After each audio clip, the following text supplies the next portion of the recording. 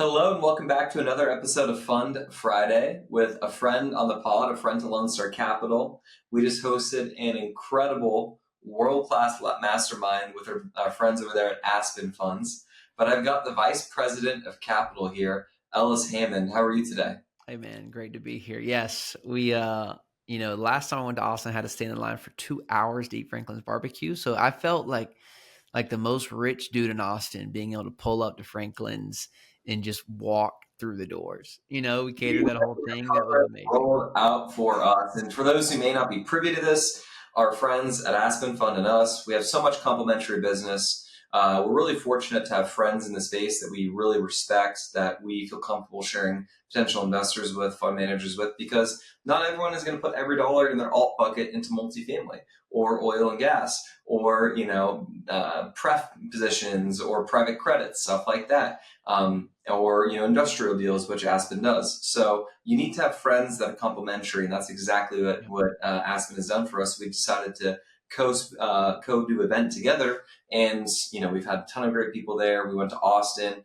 We had an event at probably the coolest and most special gun range I've ever seen in America. That I've Really? ever I seen. haven't been in many gun ranges. It was pretty cool. I Like, are all gun ranges like this? Like, this is amazing. I have to imagine it was like a country club, if you will, but it was really sweet. And then we had the next part of it was going over to Franklin's, which was a full buyout and stuff. So everyone got taken care of and learned a ton. Sam was actually just on, Sam Morrison partner was just on the Tim My group today, and a lot of people are raving about how much they got to learn. And that's obviously a part to you and the team there, or obviously with you and the team. So super exciting there. But we're going to get into your story and origins because it's funny.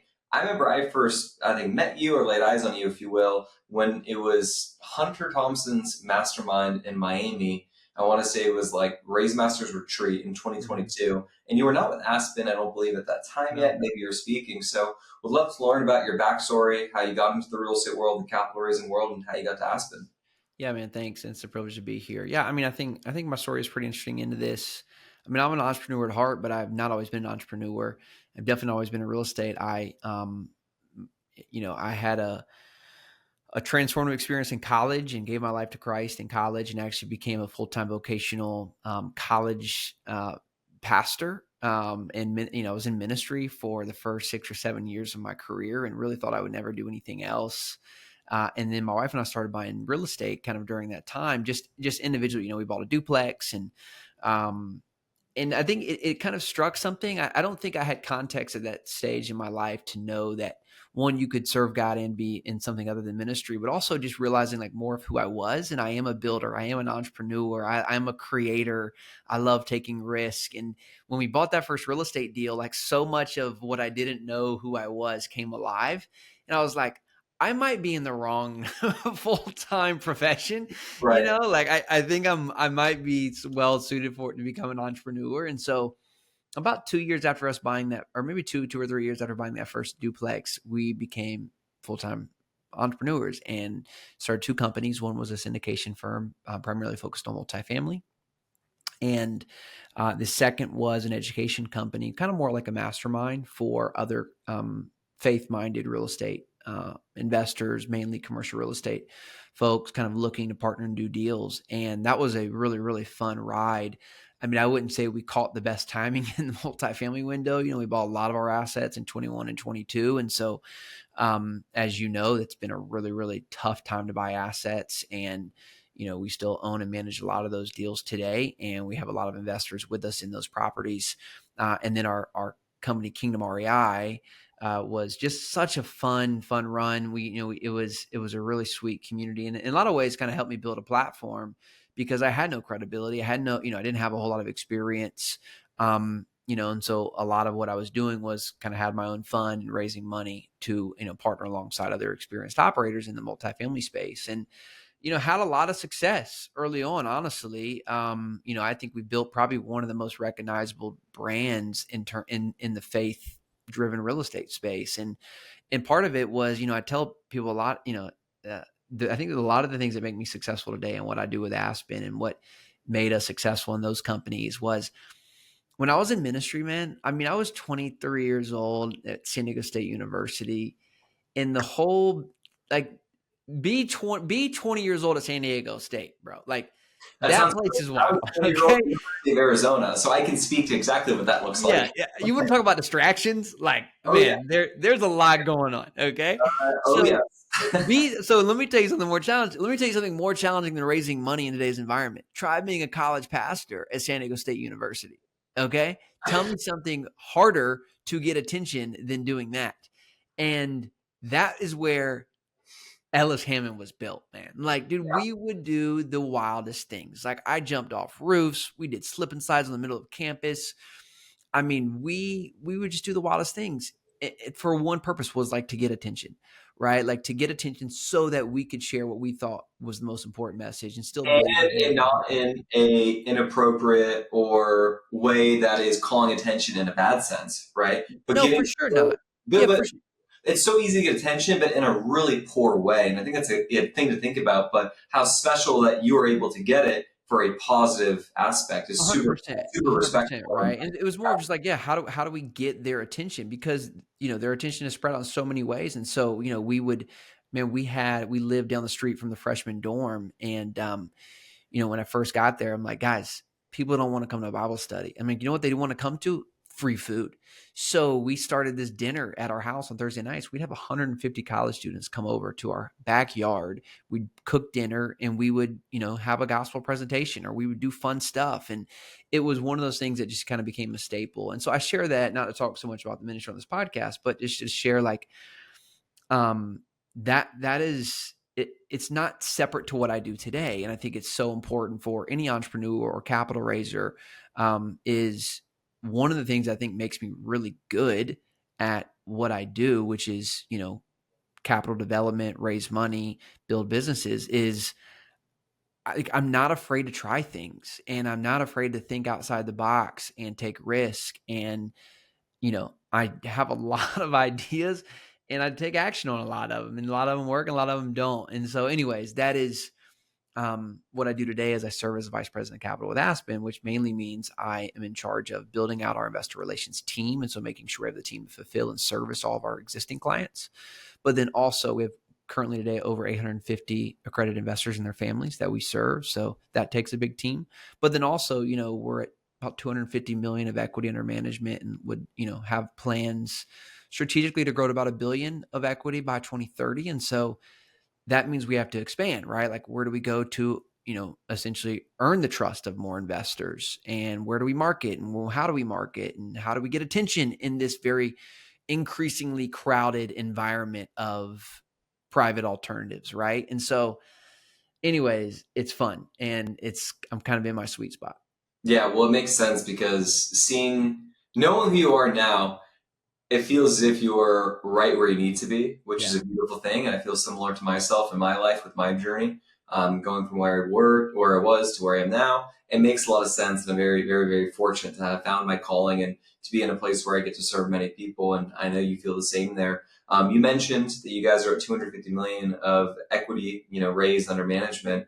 Talk to us a bit about the deals that you're raising for, and let everyone who may not be privy to Aspen what you guys are all about and what you're doing deal wise. Yeah, so Aspen's been around for over 12 years. We came out of the great financial crisis, like all great companies come out of the ashes, and that was the story of Aspen, and really came out of an opportunity in the distressed mortgage note space. So they just started buying pools of distressed mortgage notes, turning those into performing notes. And we built a really, really successful business off of that. We've had an income, a debt fund that's paid, a 9%. We have investors who've been compounding at 9% for over a decade. I mean, we've made Incredible. millions. We've made tens of millions of dollars for our investors over the last decade through that.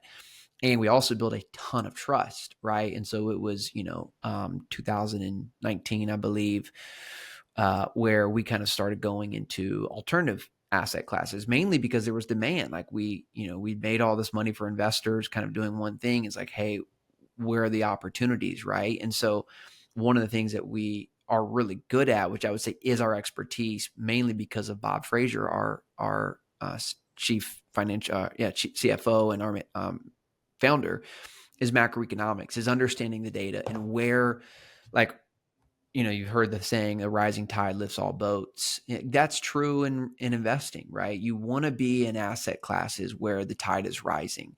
And we've seen that, right? I mean, you guys are great sponsors and have survived this just absolute whooping that multifamily has taken over the last couple of years.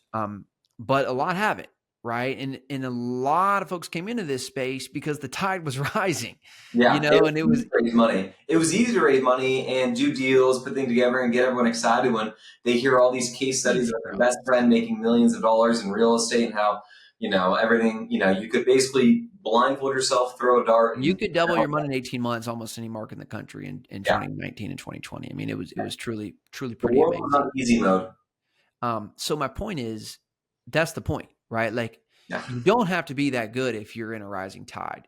And not to say Aspen isn't good. I think we're great, but doesn't mean we don't eat. Like, we wouldn't rather be in a rising tide environment, right? And so that's how we essentially choose our verticals.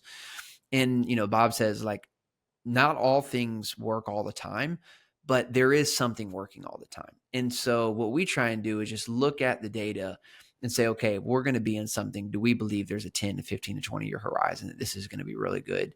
And does the data support that? And so for us, those asset classes are three main things right now. One is private credit.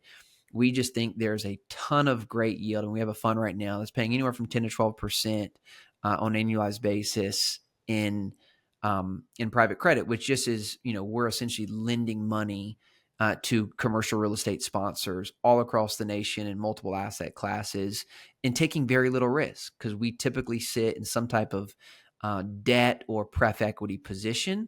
And, so we're very low in the capital stack, which means, our risk is fairly low in any of these offerings or any of our placements. And then we get good yield. I mean, our contracted yield in our fund today is almost 18%. And then investors see, somewhere on a 11, right now, I think the last 3 quarters have paid 10 and a quarter percent. So we love private credit.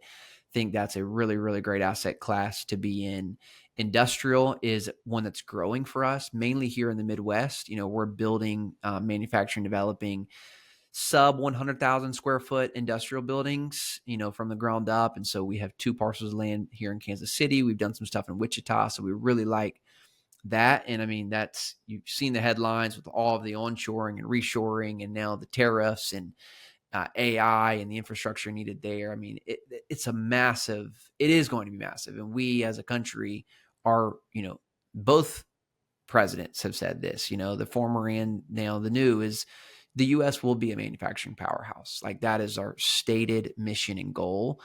And so it's like hard to think like that's not going to be around in 10 years, right? well, When you it is also read the headlines and you kind of look at the news on a daily basis, and it's like, how many times do you refresh whatever, whether you're looking at X, whether you're looking at Fox, CNBS, MSNBC, whatever you're really looking at, how often do you see, oh, XYZ company is making another billion, $1 trillion investment into America? yep, Well, what are they investing in? They're yep, investing in manufacturing and things of the nature of infrastructure. making chips, I mean, you think about infrastructure. AI, right? I mean, I think, let's say this is where they estimate another $1 trillion in GDP, and it'll take $500 million of investment to do that. I mean, that's saying something, right? So it's very significant. And so it's a growing vertical for us. So we have a land fund we just launched with that. And then the biggest, and we can talk about this, I know we talk about like, well, what are you guys raising the most for? Surprisingly, oil and gas.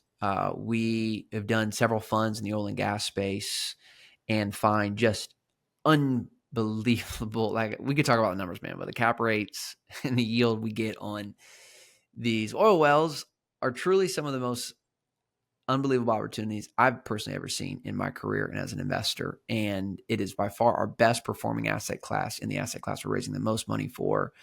And you just, the infrastructure, the supply demand, you look at how much demand over, the next 10, 20 years is growing and needed versus the amount of supply that there is for oil and gas domestically and across the world. You can't argue that oil is going anywhere. And even if we get more green energy, you still need oil to do everything. So oil is not something that's just going to go away overnight. We it will can't. always have some form of oil in our economy. Yeah, I mean, here's the thing. Even here at Aspen, we hope one day that we're a complete sustainable society.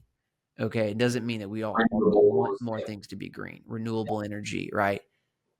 But when you look at like what powers every main transportation, right? Even the things that power energy sources today, building batteries and solar, solar panels and wind farms and all these things. Everything is revolving around oil. Period. Crude Point. oil, right? And still makes up 70 to 80% of our energy needs. And so it's not going, you can't replace that in the next decade. In my opinion, you probably can't replace it in the next 50 years. And so, and then, but because of some of the past administrations and some of the things that have been implemented, they've disincentivized supply.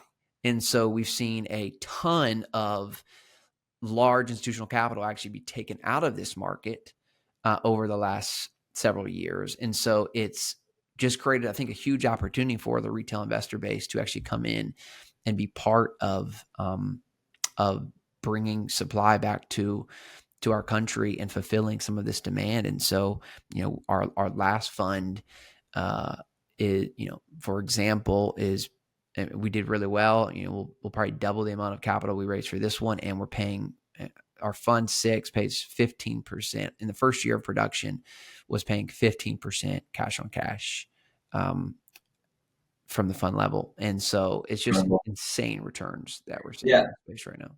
And one thing that's really awesome, just kind of speaking to those who might be listening or that raise capital, for those retail investors, this might not really be as applicable to you, the typical LP investor. But for the fund managers, I think it's something that's really cool that Aspen does is with some of the deal structure, if I'm not mistaken, you can kind of make some cash along the way while you raise capital for these opportunities. And obviously, we all want, to make money during, middle, and at the end. Some deals just don't have fee structure for that. Yeah. For whatever it may be. But if I'm not mistaken, a couple of your deals do offer that. Is that correct, Ellis? Yeah. I mean, like most of our deals, so essentially we create a fund. We have a fund-to-fund program or model where we create in all of our offerings different share classes. So the more you invest, so typically our fund share class is going to be $1 million or more. So if you can put together $1 million, heck, if you're an LP investor, you could get the same split, but most LP investors aren't investing $1 million. So typically this is for our fund managers, and it allows them to get a discount on our fees and typically a larger carry, or promote in any of our funds. So it allows them to do two things: one, make money as a business, as a fund manager, and two, offer a better they're not taking all that for themselves. I mean, it's that nice where they can take, they can charge their own fees because they're getting a discount from us, and they can take a portion of the promote and still pass that to their investor, so that it actually is more advantageous for the individual investor to go through their fund than it is to go through Aspen Funds. And so we always try and create that when possible in all of our offerings. And so, yeah, I mean, this is a mistake. If you're a fund manager, let me just tell you right now, please listen to me. If you're new or if you're like in the middle, and I hear this a lot from guys that are even in the middle, that they're like, yeah, I'm learning this right now. This is like coming from multiple businesses, okay, that I've built. The lifeblood of your business and the ability to grow and the ability to market and the ability to scale and the ability to hire is 100% in correlation to the amount of cash flow that you're able to generate from your company. And if you do not have cash flow, you will hit a wall of being able to grow and scale. And like, that's why Aspen is honestly, in my opinion, is why, I mean, I just think like we're growing faster than most. And it's not because they have this new great vice president of capital that has all these ideas. It's because these guys have cash flow, right? We have cash, we have liquidity. And it's because we for 10 years, all we did was a tremendously great cash flowing opportunity that created millions and millions of dollars of cash flow and liquidity for this company. And, it generated the ability to go and, into other stuff.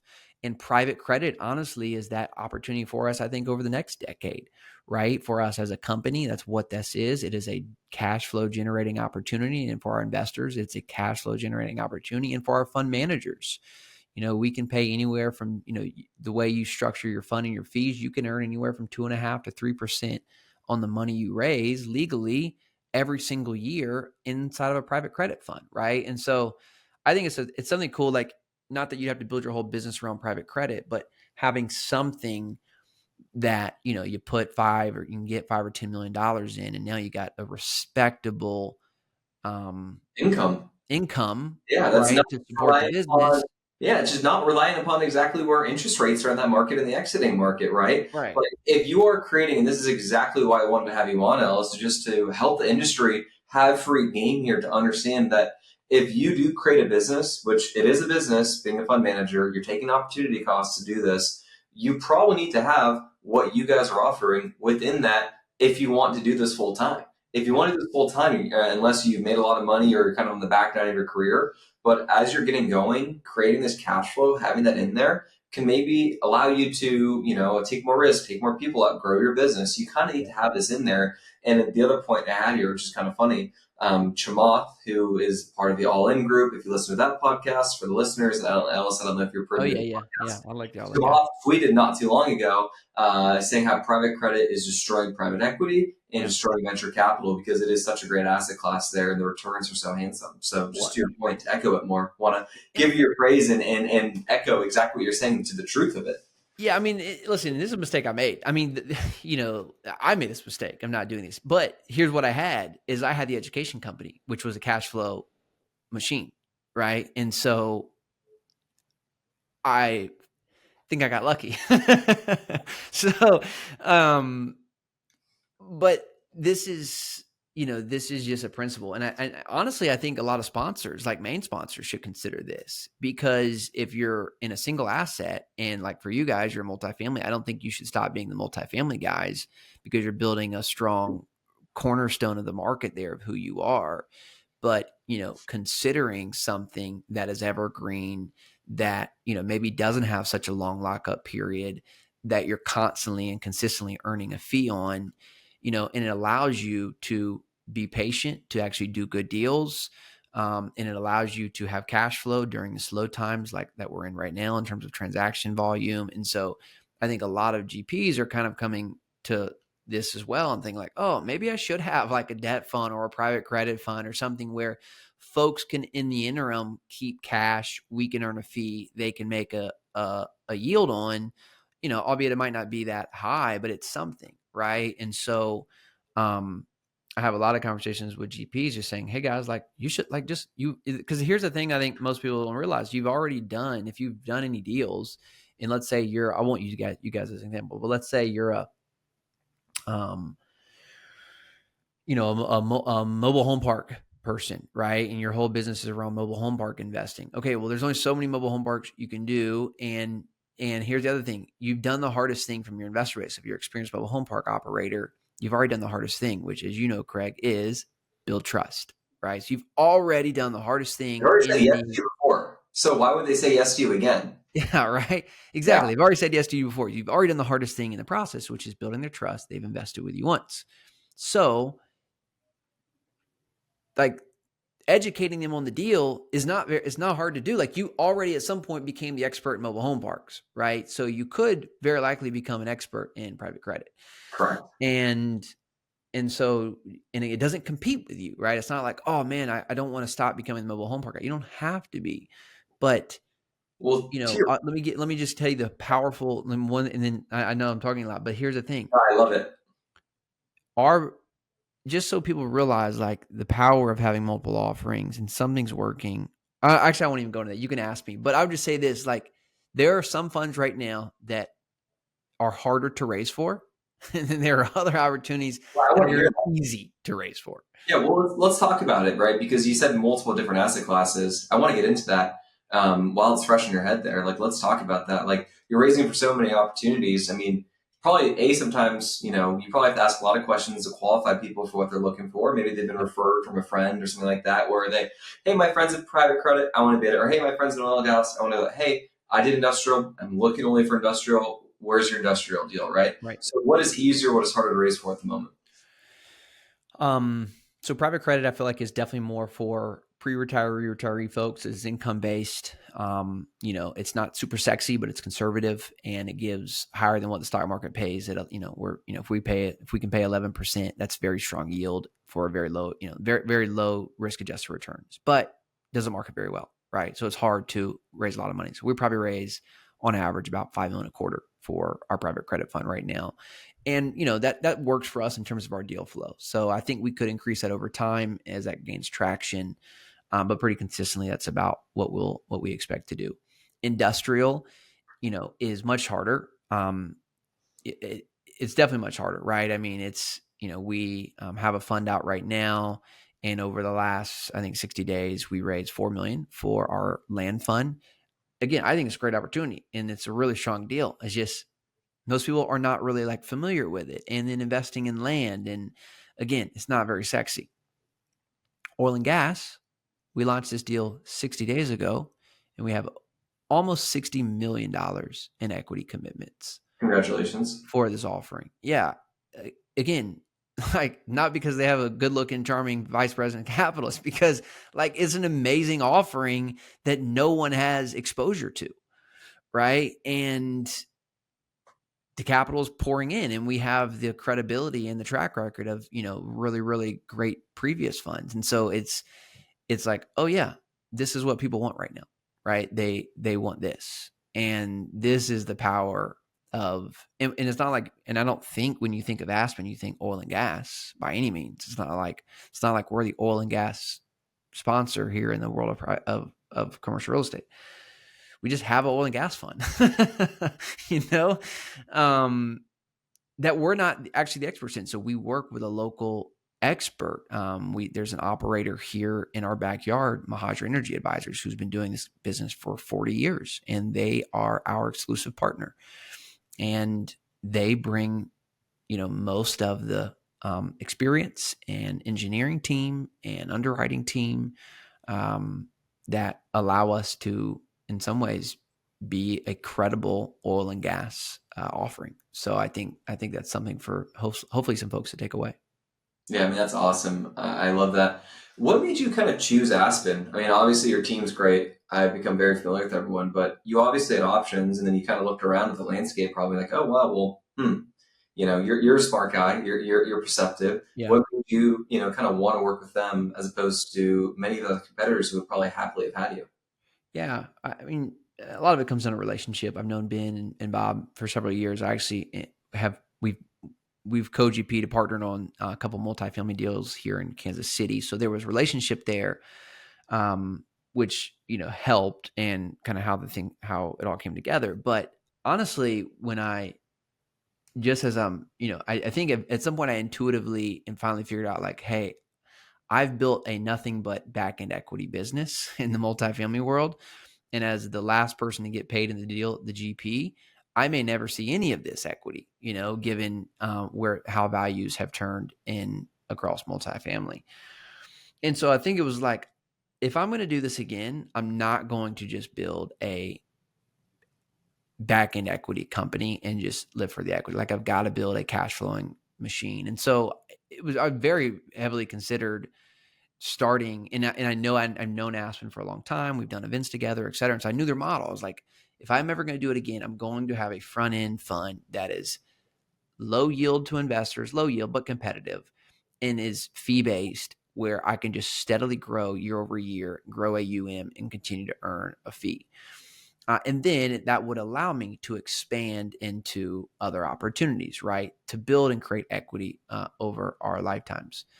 And so that was like where my head was like, and so it just became the question of like, do I want to go do this on my own? But here's the other thing that I've learned in being an entrepreneur over the last 7 or 8 years.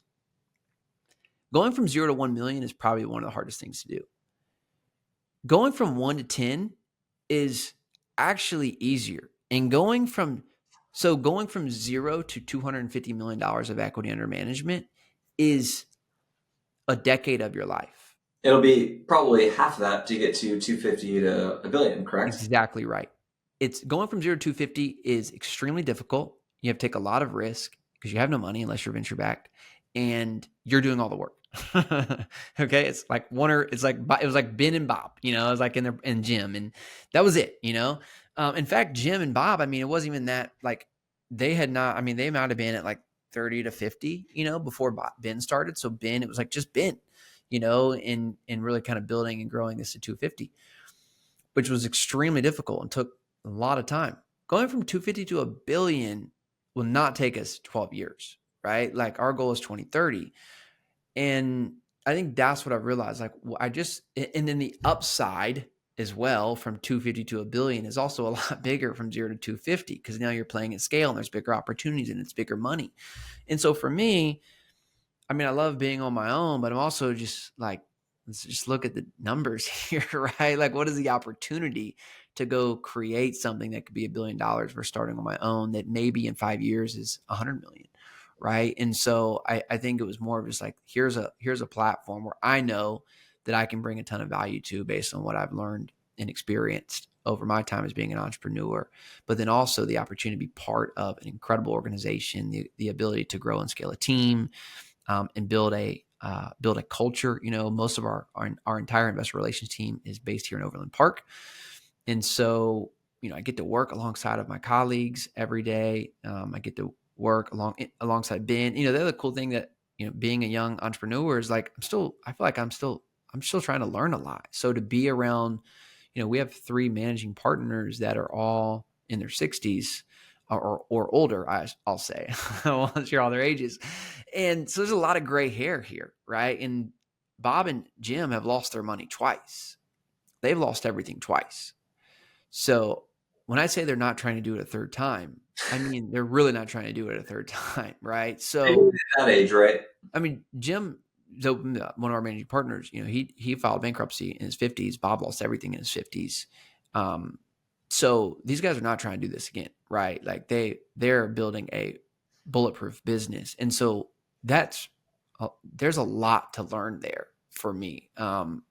Being in that age where like I could lose, like, like there's a reason why you lose it all in your 20s and 30s and 40s is because you have this stomach typically, and you don't have the brains to take risk and not understand like the factors that come along with that, or you're just willing to do it because you want the upside. When you get to your 50s and 60s, you think like, it's just not worth doing it anymore, right? And so you build businesses differently. And so that perspective of coming here and being able to get that has been really powerful, and I'm grateful.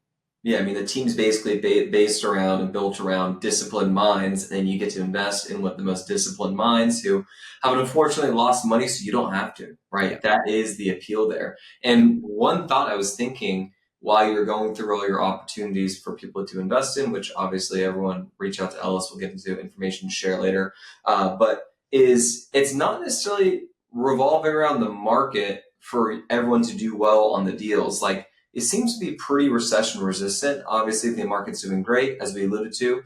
Everything will do well, but things should do well, and the market can kind of be stagnant for people to still make good money, for you guys to work with people, and for them to do well, for you guys to do well. That's kind of the sense I gather from what you're speaking, which obviously in our business, it's beneficial because we've been able to buy recently. So we've been able to do well and take advantage of unique opportunities and affordable structures. But as you mentioned, most people are not in that luxury position. And that's probably why you're getting a lot of people also right now who haven't done a deal maybe since 2022.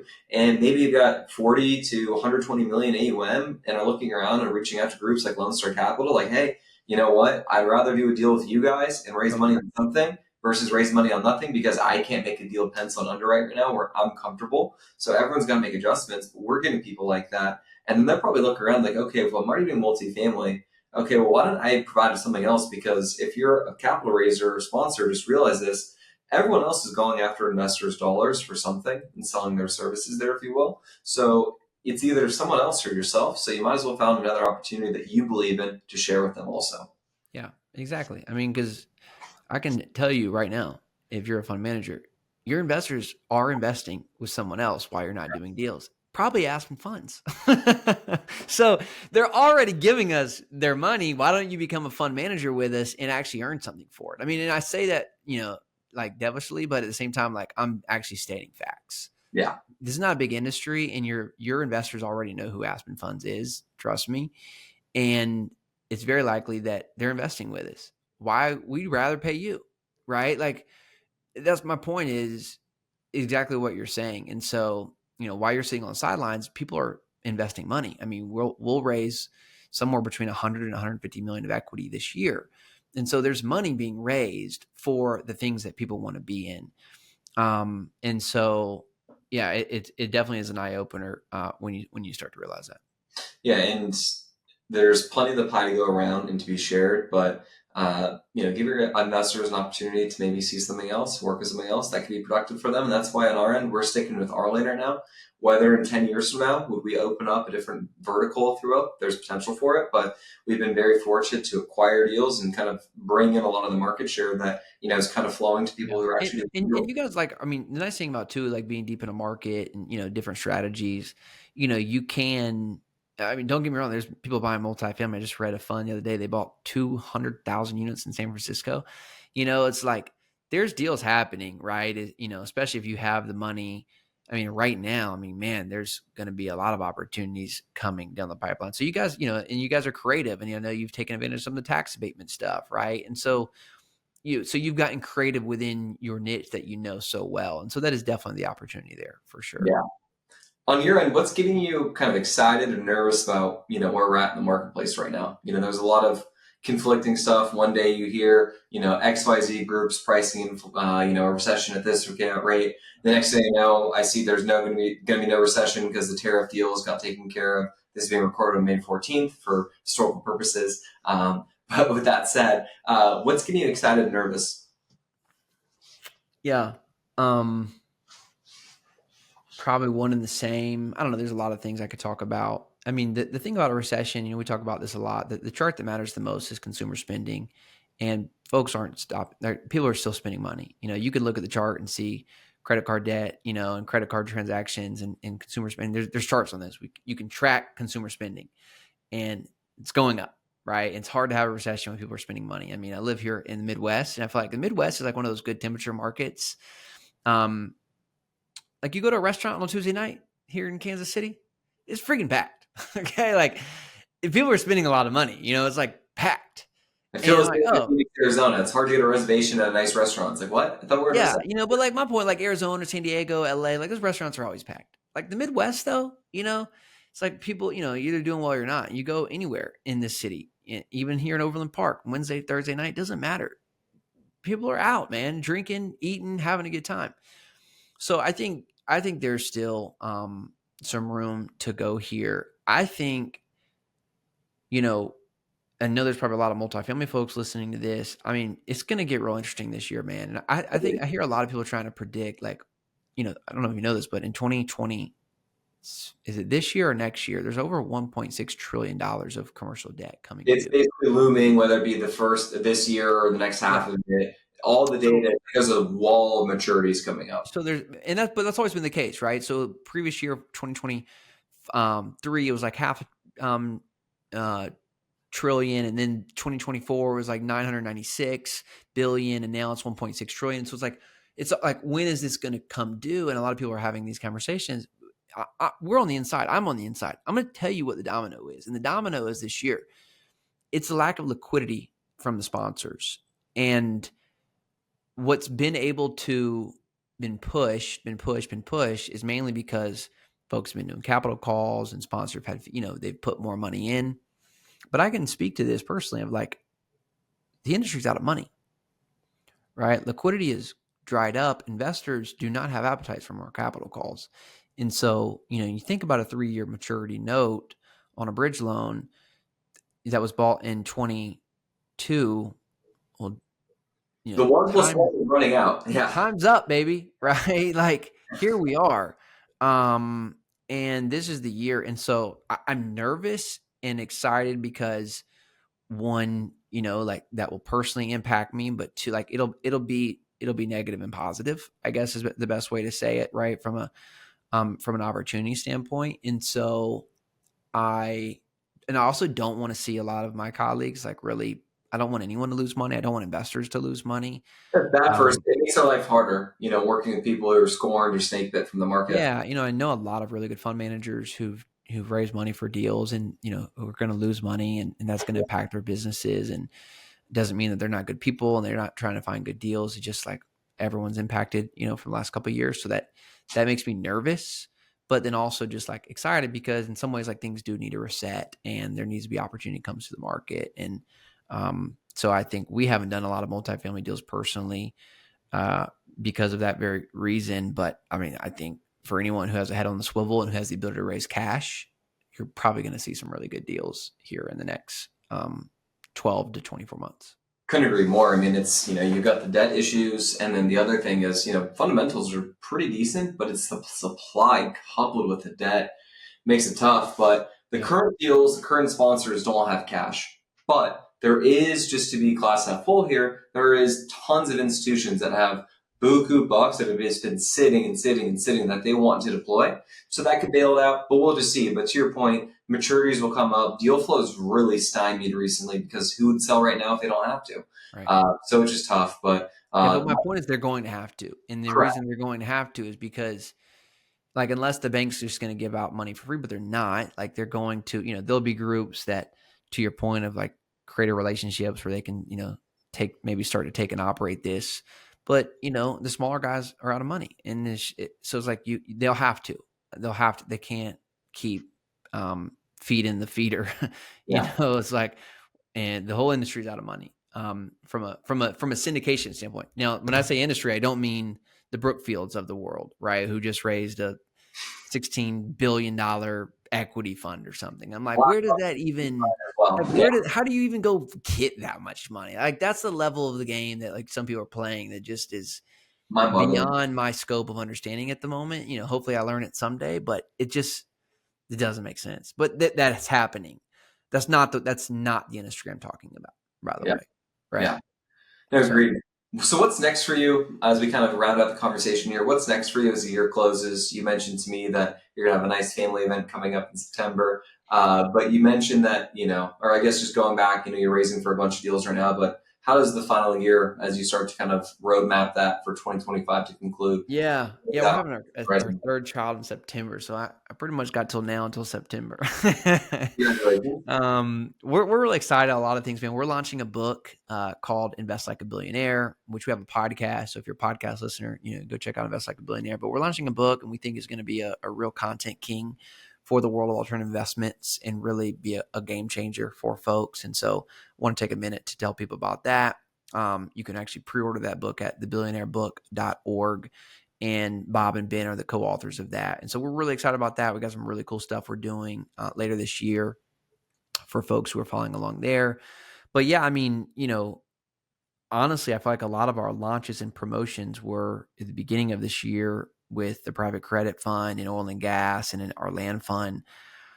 Really, it's most of this year is book launch and really just continuing to educate people on our three verticals. We don't really have plans to do a whole lot more outside of those three funds. Again, income is private credit, growth is industrial, and kind of a mix of both is oil and gas. And so it's really, and from my standpoint, kind of building the team and infrastructure and the marketing to just let people know about those three opportunities. We won't really do a whole lot outside of that this year. And so, that's what we're excited about is those three verticals and really going deep on those three verticals. And, that will probably be our play for all of this year and most of 2026. I love it. Where can people reach out to if you want to learn more about you, listen to your podcast, pre-order your book, the whole nine? Yeah, I feel like we've talked about like it's hard to have like what is my call to action? It's like if you're not like one call to action, Ellis, but I want to give like 5 right now because we talked about so much. So No, I'll break my rule and give you 2 call to actions. cool. And I'll give you my personal contact if anyone wants to reach out. But if you're an investor, aspenfunds.us, and you can see all of our offerings and join our investor club. We talk to fund managers. So if you're a fund manager, we actually have a webpage specifically for you, aspenfunds.us/fund manager. And a great place just to learn about what that program looks like. And so that's why I'll share that. And then you can reach out to me personally. I'm just Ellis at aspenfunds.us is my email, and would love to hear from any of your listeners on anything that stuck out to them, or if I put you to sleep. So Ellis at aspenfunds.us. Thanks for having me on, Greg. Yeah, absolutely. And just once more, for the level of confidence that we have with the gentleman I'm lucky enough to connect with today, we literally did an event with him. So that's how much we like him and trust him. So that shows the credibility that we have for our friends at the Aspen Funds. We appreciate your time today, Alice. We look forward to having you on the podcast soon, and congratulations on the growing family. Thanks, Everyone who's listening, thank you so much for your time today, and we will see you next week. Peace.